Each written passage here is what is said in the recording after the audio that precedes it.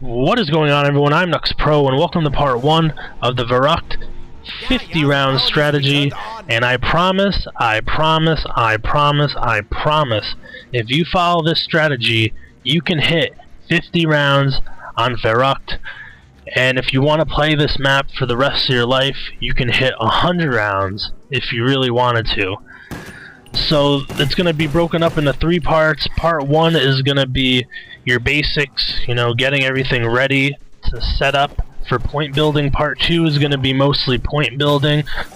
What we like to do to point build, because you can start the strategy right away, but we like to accumulate a mass amount of points, and the easiest way to do it is by doing the point building strategy we have, and then part 3 is the main strategy, which will set you up to whatever round that your little heart desires, and that's barring any mistakes. You know, if you have a mistake, then obviously you're not going to get to 50 rounds, but with no mistakes, this is one of the best strategies in Call of Duty Zombies.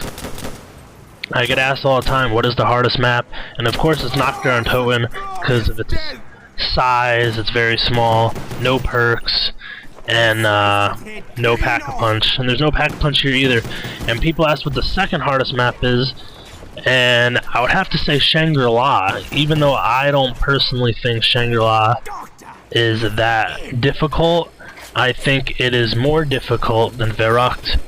And then I guess 5 would be the 4th hardest map, but I don't even think 5's that hard. But let's talk about Verruckt. It is a fairly small map. It is probably the second smallest map next to Knockdown Totem, and the beauty of it is you do have perks, so just having that jug is a big deal.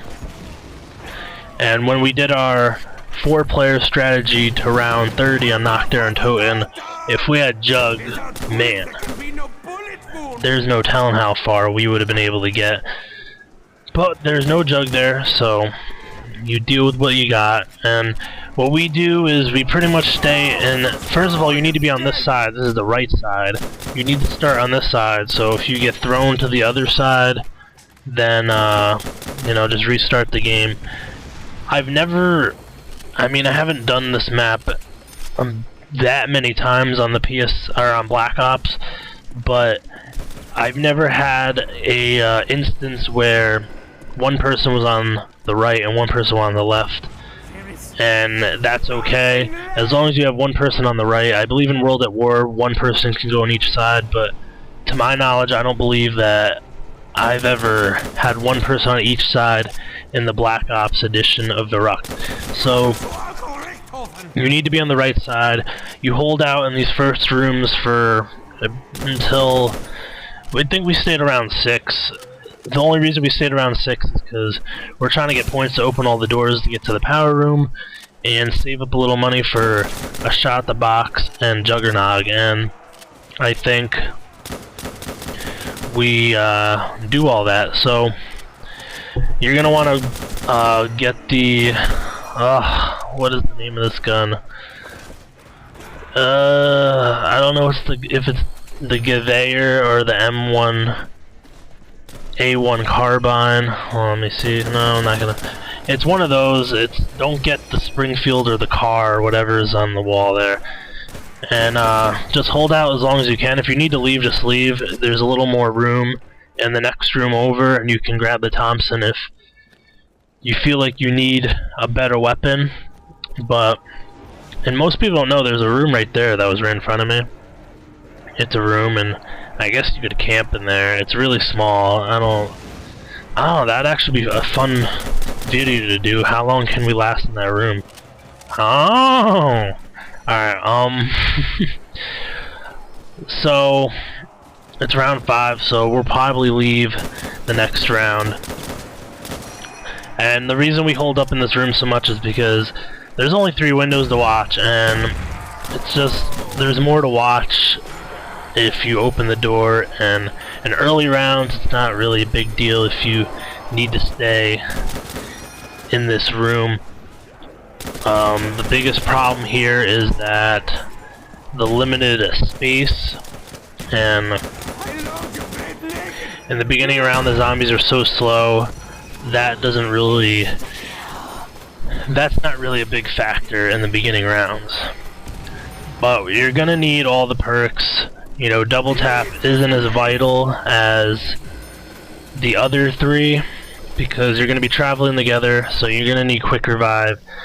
And Jug, and you definitely need Speed Cola. Speed Cola is your second essential perk. I would get that right after you get Jug, because especially when we're in our point building phase, you're gonna need to reload quick, because we're only doing 2-player, and with only 2-player, doing what we do for point building can get very overwhelming, and you're gonna need that fast reload, especially if you don't get the ray gun right away, which I believe we don't. We don't get the ray gun for a while. I believe it's might even be around like round 20 plus or something. So round 6, we opened the door. We could have held out a little longer, but the main reason I opened this because I didn't feel like buying any more wall ammo for the Gewehr or the A1 carbine. I'm not sure which one it was.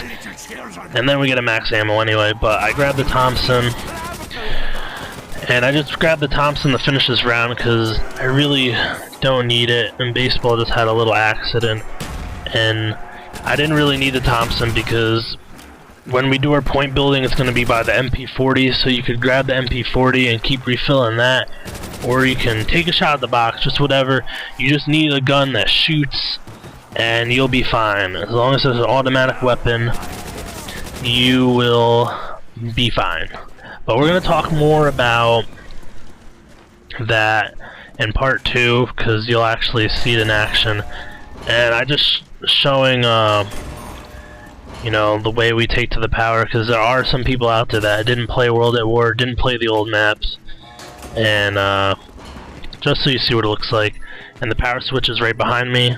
There's a cut off hand on it, and I get the AUG, so I'm going to run with the AUG and the Thompson to begin the strategy of point building for this map.